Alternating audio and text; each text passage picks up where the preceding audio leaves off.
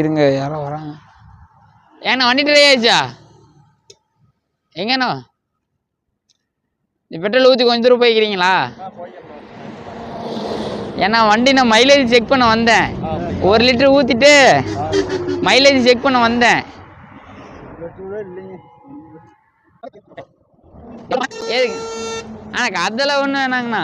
நீங்கள் வந்து பாருங்க பெட்ரோல் பங்க். ஆனால் ஊர் இதானா? சரி சரிண்ணா. சரி சரிங்கண்ணா. சரி சரி. ஆளை பார்த்தா டம்மி பீஸா இருக்க, பயங்கரமான ஆளா இருக்கேடா. சரிண்ணா சரிண்ணா